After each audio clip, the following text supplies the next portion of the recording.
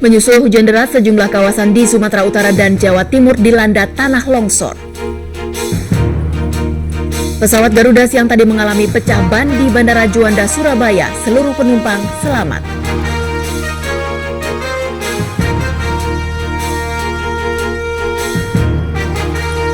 Halo pemirsa, selain dua laporan tadi, kami akan sajikan laporan menarik dari berbagai penjuru tanah air untuk Anda. Saya Chantal Della Conceta. Inilah Seputar Indonesia.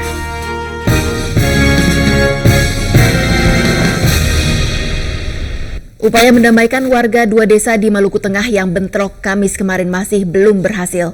Wakil Gubernur Maluku Muhammad Latu Konsina siang tadi gagal membujuk warga salah satu desa agar membebaskan warga desa lain yang disandera.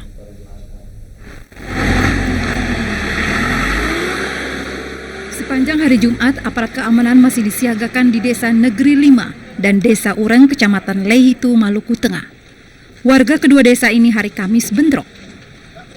Bentrokan bermula dari pertikaian warga di sebuah pesta perkawinan Rabu malam. Pertikaian berlanjut setelah dua orang warga Ureng dianiaya warga Desa Negeri 5. Warga Desa Negeri 5 sebelumnya menuduh salah seorang warganya diculik warga Desa Ureng. Sampai kini satu orang warga Desa Ureng diberitakan tewas, seorang lagi luka-luka.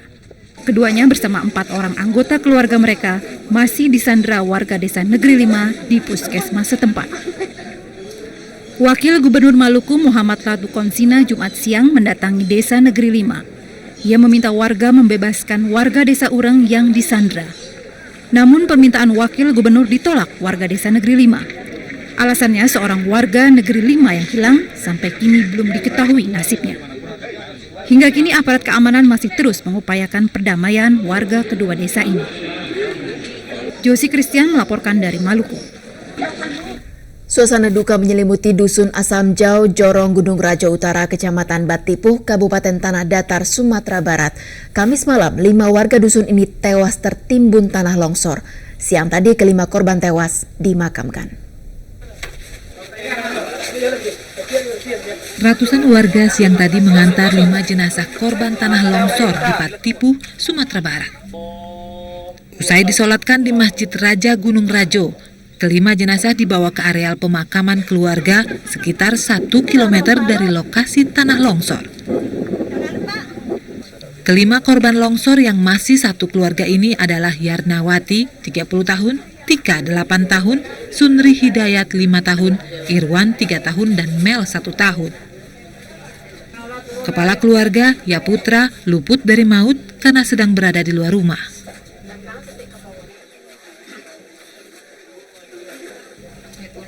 Peristiwa tanah longsor di Dusun Asam Jau, Jorong, Gunung Rajo Utara, Kenagarian Gunung Rajo, Kecamatan Batipuh, Kabupaten Tanah Datar, diawali hujan lebat sejak Kamis petang kemarin. Malam harinya, tebing setinggi 40 meter ambrol menimbun rumah Yaputra. Khawatir terjadi longsor susulan, 7 rumah warga untuk sementara dikosongkan, dan penghuninya mengungsi di tempat yang lebih aman. Guswen Hairul dan Wahyu Sikumbang melaporkan. Longsor juga melanda sejumlah kawasan di Sumatera Utara dan Jawa Timur. Longsor antara lain menyebabkan akses jalan penghubung 2 provinsi dan kota putus total.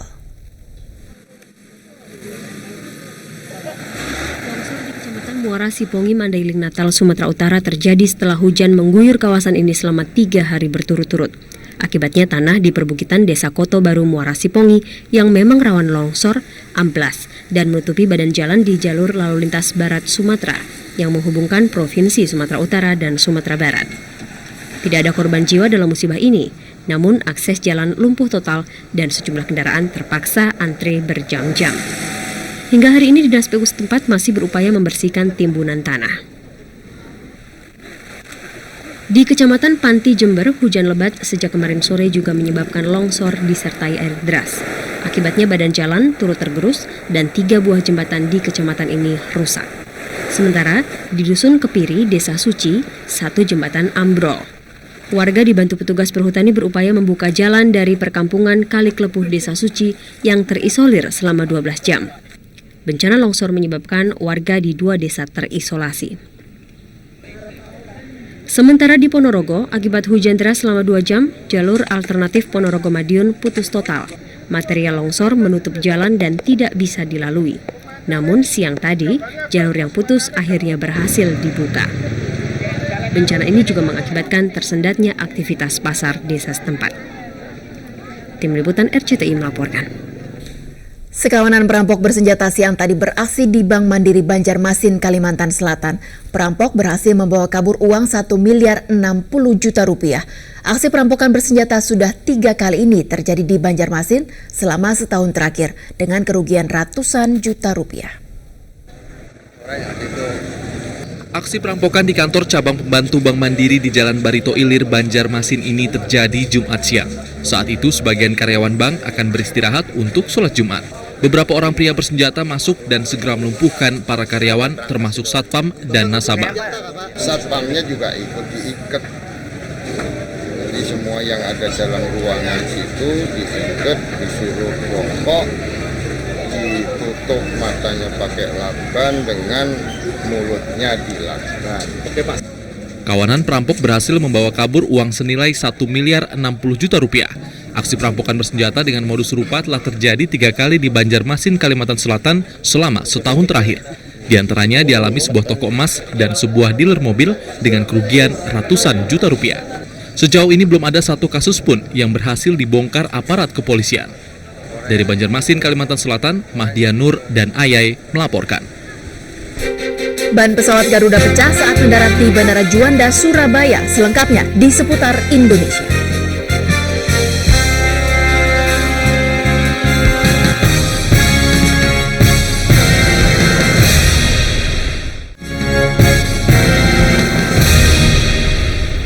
Pendaratan pesawat Garuda di Bandara Juanda, Surabaya diwarnai insiden siang tadi. Ban pesawat yang ditumpangi 156 orang ini pecah sesaat setelah mendarat. Seluruh penumpang selamat, namun pesawat jenis Boeing 737-400 ini terpaksa ditarik ke apron. Airport Duty Manager Bandara Juanda, Hari Bintoro, membenarkan ban pesawat yang terbang dari Jakarta ini pecah sesaat setelah mendarat. Namun penyebabnya belum dipastikan. Insiden ini tidak mengganggu jadwal penerbangan di Bandara Juanda. Pemirsa, ada perubahan kepemilikan Adam Air. Salah satu pemegang saham terbesar Adam Air, Global Transport Services, telah hengkang dari maskapai tersebut dengan alasan pemegang saham lama gagal menghadirkan transparansi dan pembaharuan manajemen. Maskapai Adam Air ditinggalkan pemegang sahamnya. Global Transport Services atau GTS yang membeli 50% saham maskapai ini pada April 2007 memutuskan untuk keluar dari Adam Air. Saya di sini ditempatkan atau diwakilin Global Transport Services ya, yang ditempatkan di Adam Air, di manajemen Adam Air, itu merekomendasikan Global Transport Services untuk mundur dari Adam Air karena 2 hal. Yang pertama adalah tidak dipenuhinya standar-standar keselamatan penerbangan yang menjadi pokok utama sebagai perusahaan airline, dan kedua adalah tidak adanya transparansi di dalam pengelolaan manajemen. Transparansi yang dimaksud meliputi 2 hal, yakni aspek komersial dan keselamatan. GTS merekomendasikan pihak independen melakukan audit atas maskapai ini agar hal-hal yang melatar belakangi keputusan GTS diketahui publik dan menjadi pelajaran untuk mengembangkan industri penerbangan Indonesia. Kami sebagai wakil daripada pemegang saham di manajemen tidak memiliki akses penuh meskipun kedudukan kami adalah sebagai wakil presiden direktur merangkap direktur keuangan, yang mana harusnya semua akses adalah dibuka. Sepak terjang Adam Air sebagai maskapai bertarif murah memang diwarnai rentetan kecelakaan. Awal 2007, Departemen Perhubungan menempatkan Adam Air di peringkat 3 atau peringkat terendah yang dituntut perbaikan kinerjanya dalam waktu 3 bulan. Pertengahan tahun, kinerja Adam Air membaik, dianggap memenuhi persyaratan minimal keselamatan hingga dinaikkan ke peringkat 2. Namun, awal pekan ini, Menteri Perhubungan Jusman Shafii kembali mengancam akan menurunkan kembali kategori Adam Air. Pemicunya adalah insiden kecelakaan salah satu pesawat Adam Air di Hang Nadim, Batam. Tim Liputan RCTI melaporkan. Kita ke informasi lain, ratusan warga di Lombok Tengah, Nusa Tenggara Barat pagi tadi memblokade jalan. Mereka kesal dengan kondisi jalan yang rusak dan tidak pernah diperbaiki.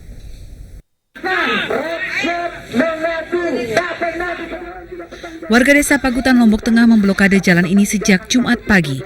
Berbagai barang digunakan untuk menghalangi kendaraan, termasuk menaruh pohon pisang di tengah jalan. Jalur ini tampak kecil untuk ukuran ibu kota, namun bagi ratusan warga desa setempat, ini adalah urat nadi perekonomian mereka. Warga menganggap Pemkab Lombok Tengah tidak memperhatikan nasib mereka karena jalur yang rusak dan berlubang sepanjang 5 km ini tidak pernah diperbaiki. Aksi blokade berakhir setelah perwakilan Pemkab menemui warga dan berjanji segera memperbaiki jalur ini. Aksi blokade berakhir setelah perwakilan Pemkab menemui warga dan berjanji segera memperbaiki jalur ini. Dari Lombok Tengah, Nusa Tenggara Barat, koresponden RCTI Muhammad Samiarto melaporkan. Ribuan warga sangat miskin di Jakarta dapat rezeki hari ini. Seputar Indonesia segera kembali.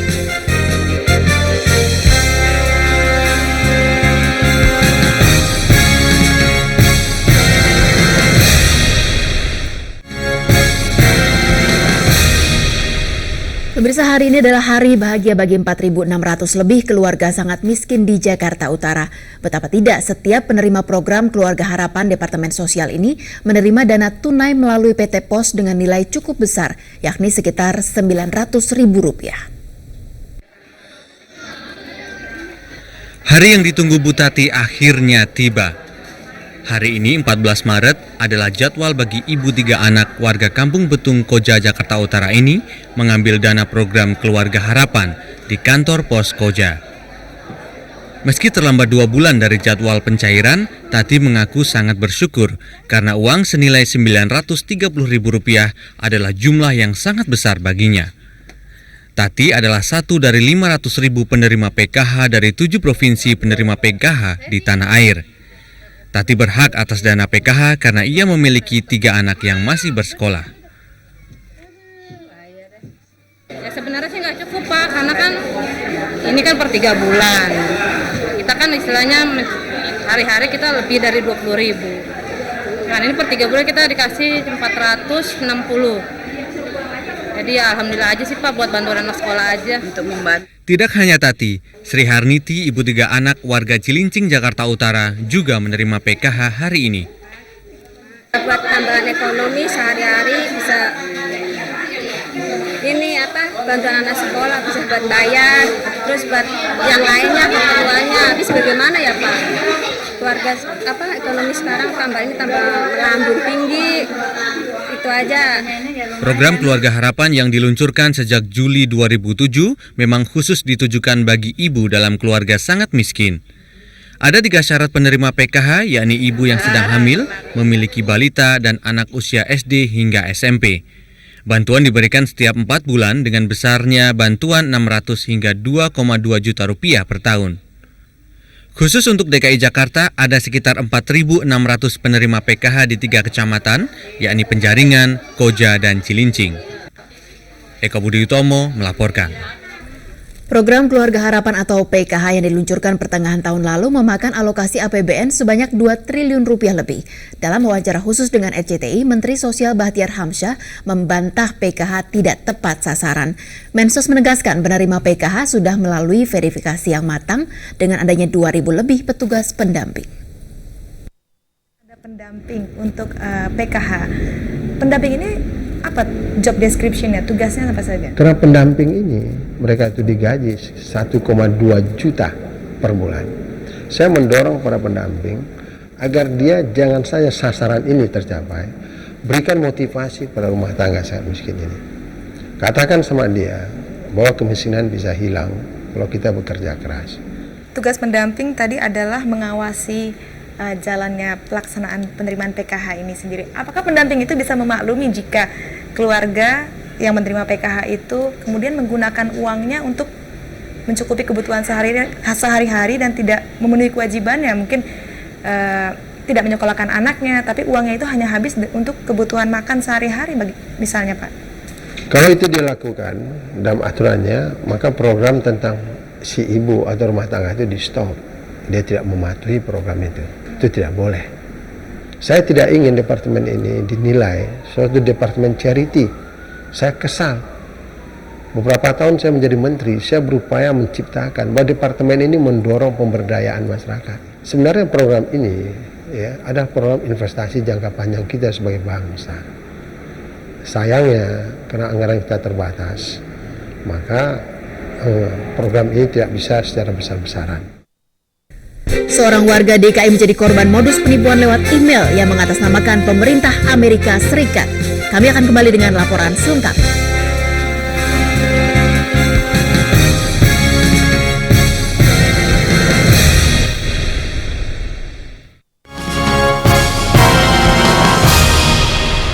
Bisa benarkah jaksa kasus BLBI berbisnis permata? Dalih inilah yang diungkap jaksa Urip Trigunawan dan Artalita Suryani atas uang senilai 6 miliar rupiah yang mereka transaksikan di rumah obligor BLBI Syamsul Nur Salim. Namun KPK menganggap lalu dalih permata ini. KPK berjanji tetap memfokuskan penyidikan pada dugaan suap.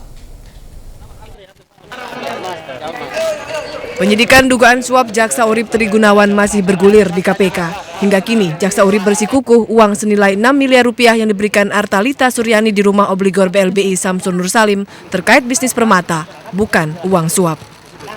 Benarkah hubungan mereka sebatas bisnis permata? Kepada RCTI, Wakil Ketua KPK Bibit Samatrianto menjelaskan hubungan keduanya. Dia nangani BLBI itu sejak BLBI ada, saya kira hubungannya. Ya kan pasti kalau memang siapa si kawan kita tuh siapa si Artalita ya, tadi ditugasi untuk menangani BLBI oleh bos. Kalau boleh tahu Pak, bank mana sih Artalita? Banknya, bank dari mana? Salah satu bank, kemudian kita sudah jajaki. Apakah dalih bisnis permata ini mampu menyilaukan KPK? Permata, kita kan nggak peduli dengan permata ya, kita telusuri aja. Sudah tak tahu belum Artalita ngomongnya apa, sama nggak? Tidak sama. Makanya apa artinya itu? Ya. Anda bisa nebak sendiri. Bibit mengakui belum ada bukti yang cukup untuk memastikan dugaan suap. Bukti-bukti lain selain uang senilai $660.000 yang diterima jaksa Urip juga belum pernah diumumkan KPK.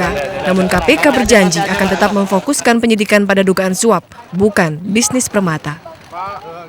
Tim Liputan RCTI melaporkan. Anda bermimpi untuk tinggal dan bekerja di Amerika Serikat? Waspadalah, kini muncul modus penipuan lewat email yang menyatakan Anda menang undian kartu izin tinggal permanen di Amerika Serikat. Dengan iming-iming mendapatkan kartu yang lazim disebut green card itu, korban bisa kehilangan belasan juta rupiah.